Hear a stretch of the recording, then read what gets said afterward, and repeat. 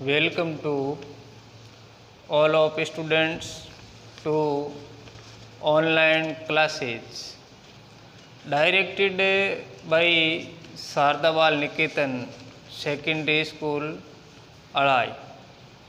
आज के इस एपिसोड में हम एक्टिव से पैसिव वॉइस में कैसे सेंटेंस को बदला जाता है इसके बारे में हम पढ़ेंगे। और ये पैसिव का आज ये भाग है, पार्ट 5 है, जिसमें हमें इम्पेरेटिव जो सेंटेंस है उसकी पैसिव किस प्रकार से बनाई जाती है।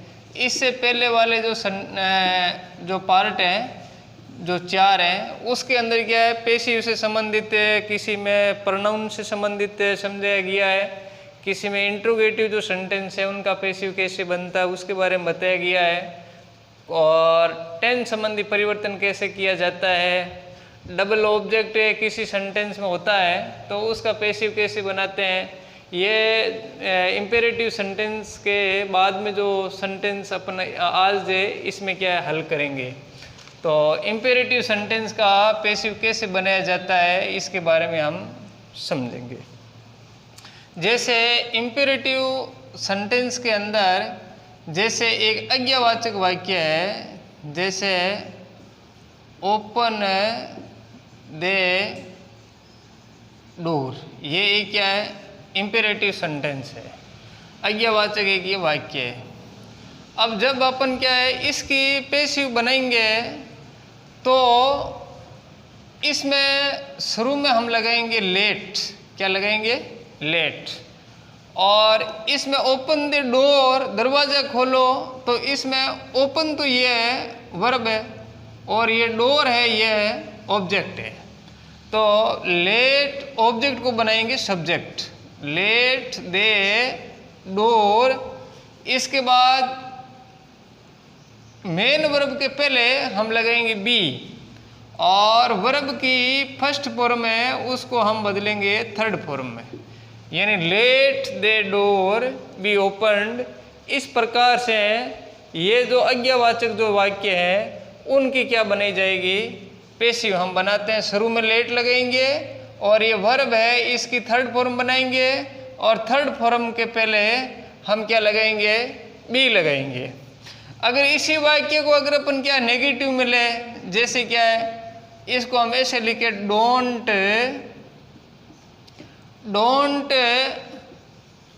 Open the door, don't open the door. अब इसमें पहले वाले में तो क्या है कि यह सकारात्मक है, और ये जो आज्ञा सूचक जो वाक्य है इसके अंदर क्या है, डोंट आने से ये क्या हो गया भाई, निषेधात्मक है। तो इसकी जब हम पैसिव बनाएंगे ऐसे इम्पेरेटिव सेंटेंस जिनके शुरू में डोंट है, तो उसमें पहले वाला जो सेंटेंस है उसी तरीके से ये बनेगा, लेकिन इस बी के पहले आपको नोट लगाना है। चाहे तो आप लेट के बाद लगा सकते हो और चाहे तो इसे बी के पहले लगा सकते हो, जैसे लेट द डोर, और यहाँ लगाएंगे नोट, और बी, और ओपन की थर्ड फॉर्म क्या हो जाएगी, ओपन्ड हो जाएगी। तो इस प्रकार से ये बी के पहले आपको क्या लगाना है, नोट लगाना है, और जैसे ही अपन ये नोट लगा देते हैं तो ये डोंट का ही भाव देता है, इसे डोंट को वापस लिखने की आवश्यकता नहीं है।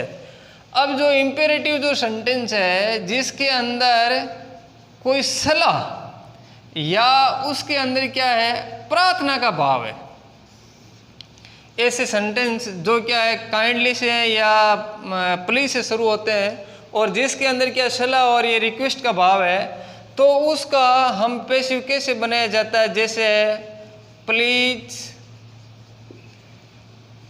टेक योर सीट, ये एक सेंटेंस है। और इसमें जब इसमें क्या है कि आप अपनी सीट पर बैठिए, तो ये प्रार्थना का भाव देता है। जब अपने इसकी क्या पैसिव बनाएंगे तो ऐसे सेंटेंस में प्लीज और काइंडली जो वर्ड है इनको हटा देना है और जिसमें प्रार्थना का भाव है उसमें हमें लिखना है कि you are requested to take your seat. इस प्रकार से जिसमें क्या प्रार्थना है उसमें हम उस सेंटेंस में यू आर रिक्वेस्टेड टू लिखेंगे, और जिसके अंदर क्या सलाह का भाव है, जैसे kindly sorry please help the poor man, यह यानी गरीब व्यक्तियों की सहायता करो। तो इसमें क्या प्रार्थना नहीं, इसमें क्या है, सलाह है। तो इसमें हम लिखेंगे यू आर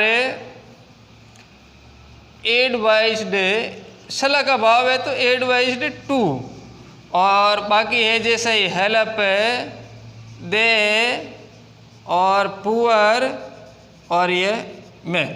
इस प्रकार से क्या है, पहले वाले में क्या यू आर रिक्वेस्टेड टू लिखेंगे, दूसरे वाले में यू आर एडवाइज टू लिख करके बाकी को क्या है कि है जैसे ही अपन को क्या करना है, help the poor man, help the poor man और टेक योर सीट, और बाकी है यू आर रिक्वेस्टेड टू ये लिखना है, और इसमें यू आर एडवाइज्ड टू हमें क्या है लिखना है। अब ऐसे कोई सेंटेंस है जिसमें क्या होता है, डबल ऑब्जेक्ट होता है, जिसके अंदर क्या है डबल ऑब्जेक्ट होता है, तो उसका हमें पैसिव क्या कैसे बनाया जाता है। किसी सेंटेंस में ऑब्जेक्ट दो प्रकार के होते हैं, एक होता है डायरेक्ट ऑब्जेक्ट होता है और एक होता है इनडायरेक्ट ऑब्जेक्ट। तो ये जो इनडायरेक्ट ऑब्जेक्ट है ये तो क्या है कि किसी व्यक्ति विशेष ये सजीवता का बोध है इसमें इनडायरेक्ट ऑब्जेक्ट, और ये जो डायरेक्ट जो ऑब्जेक्ट होता है इसका जो संबंध है वो किसी क्या वस्तु से क्या है ये रखता है डायरेक्ट ऑब्जेक्ट। अब हमेशा ही इसके अंदर डायरेक्ट और इनडायरेक्ट को पहला लिखा जाता है और डायरेक्ट को बाद में लिखा जाता है। कई बार क्या डायरेक्ट अगर पहले आ जाता है और इनडायरेक्ट बाद में आएगा तो उनके बीच में कंजक्शन टू और फॉर है ये प्रपोजिशन का प्रयोग होता है। जैसे एक है I gave a pen to him, ये एक सेंटेंस है। अब मैंने उसको एक पेन दिया, यानी किसी सेंटेंस में क्या और अगर किस को लगा करके जब अपन क्या किसी का सेंटेंस का क्वेश्चन बनाते हैं और जो हमें उत्तर में आंसर में जो हमें उत्तर मिलता है वही उस सेंटेंस का क्या होता है ऑब्जेक्ट होता है। जैसे इसको अपन देखो क्या लगा के प्रश्न बनाए कि I gave a pen to him, मैंने उसको एक पेन दिया। प्रश्न बनेगा कि मैंने उसको क्या दिया, उत्तर में आया ए पेन, तो ये पेन एक ऑब्जेक्ट हो गया। अगर किसको लगाए कि मैंने एक पेन किसको दिया तो उत्तर मिला कि उसको दिया, तो इसके अंदर ये जो हिम है ये व्यक्ति के लिए आया है, तो ये तुम्हारे इनडायरेक्ट ऑब्जेक्ट है। और ये एक पेन क्या वस्तु के लिए आया, इसके लिए ये क्या हुआ डायरेक्ट ऑब्जेक्ट। डायरेक्ट जो ऑब्जेक्ट था हमें इनडायरेक्ट पहले आता है, डायरेक्ट बाद में आता है। अगर डायरेक्ट अपन ने पहले लिख दिया, ये जो डायरेक्ट ऑब्जेक्ट है इसको अपन ने क्या पहले लिख दिया और इनडायरेक्ट बाद में लिखा है, तो इसमें कंजक्शन टू हो सकता है, प्रपोजिशन और फॉर का भी क्या प्रयोग किया जाता है। अब जैसे ये दो ऑब्जेक्ट है तो इनमें से हम दोनों ही ऑब्जेक्ट से क्या किसी सेंटेंस की पैसिव बना सकते हैं। जैसे इसकी हम पैसिव बनाएंगे तो ए पेन सिंपल पास्ट है, पास्ट कंटिन्यूस हो जाएगा। वॉज और ये गिवन और गिवन हिम बाई और ये मी।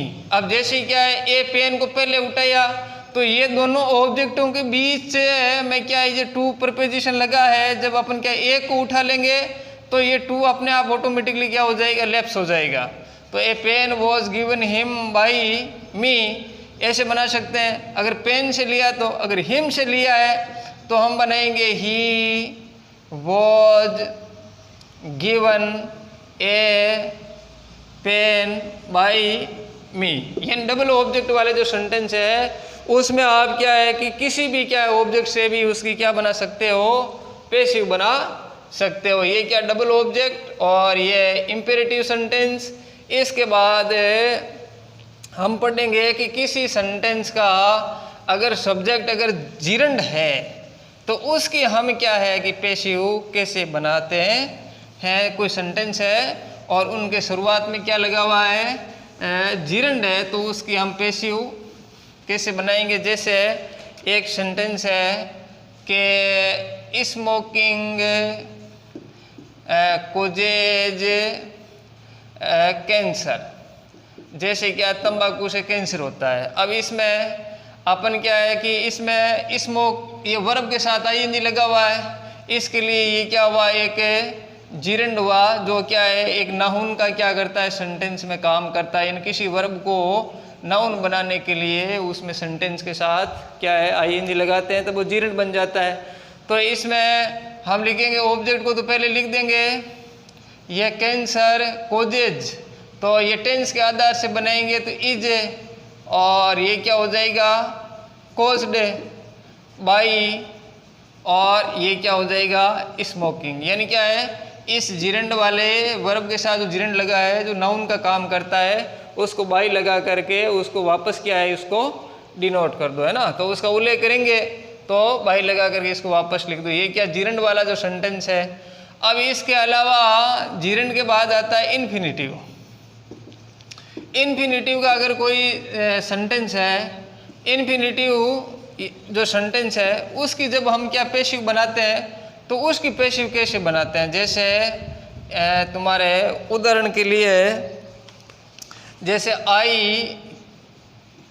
M to do this work, ये क्या है सेंटेंस है। अब अपन ने इन्फिनिटिव कहाँ पे लगा है, ये क्या वर्ब के आगे क्या लगा है टू लगा है कि मुझे इस काम को करना है।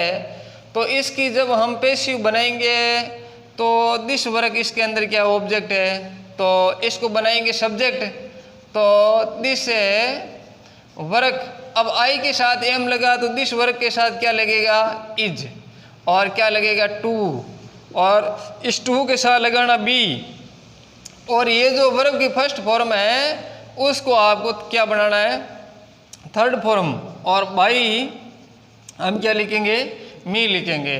तो यानी this work is to be done by मी।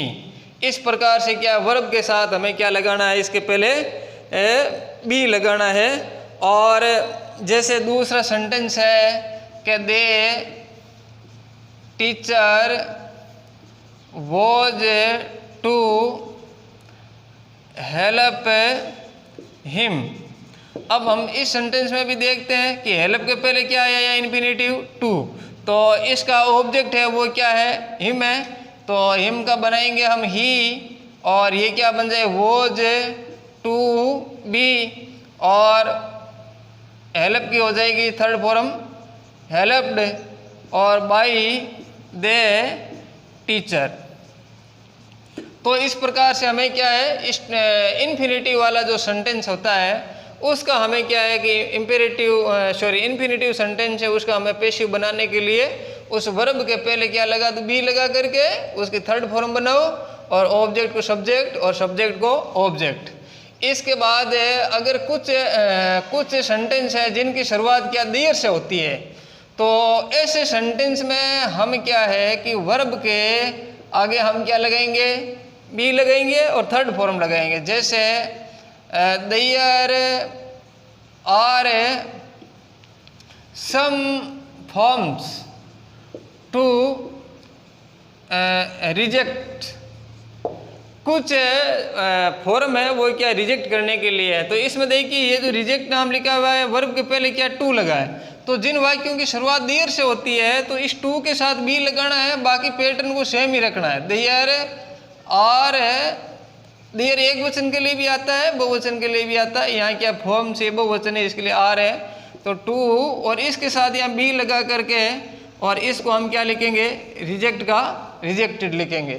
तो ये इस प्रकार से देर वाला है। और ए क्या है कि किसी सेंटेंस में कंटेन अगर क्या है कि इंटरेस्ट अगर वर्ब है तो इनके साथ इन लगता है। प्रपोजिशन बाई की जगह क्या लगेगा? इन लगेगा। जैसे दिस बुक इंटरेस्ट मी, ये किताब मुझे अच्छी लगती है, तो हम इसका पैसिव बनाएंगे तो मी का क्या लिखेंगे? आई। और आई एम अब इंटरेस्टेड, अब बाई की जगह क्या लगेंगे? इसमें इन लगेंगे और क्या लिखेंगे? दिस बुक लिखेंगे। और कंटेन है तो जैसे this box contain some contents the beautiful things, यानी क्या है इस बॉक्स में कुछ क्या है सुंदर वस्तुएं हैं। तो इसके हम जब पैसिव बनाएंगे तो इसमें लिखेंगे द ब्यूटीफुल सिंपल प्रेजेंट, तो हो जाएगा the beautiful things are contained in by in this box. अब बाय नहीं लगेंगे, इसके पहले क्या लगेंगे? इन लगेंगे। तो आज के इस चैप्टर में हम इतना ही पढ़ेंगे। इंपेरेटिव सेंटेंस, जिरेंड, इन्फिनेटिव्स और देर वाले वाक्य, कंटेन। और आज के एपिसोड में बस इतना ही। Have a good day.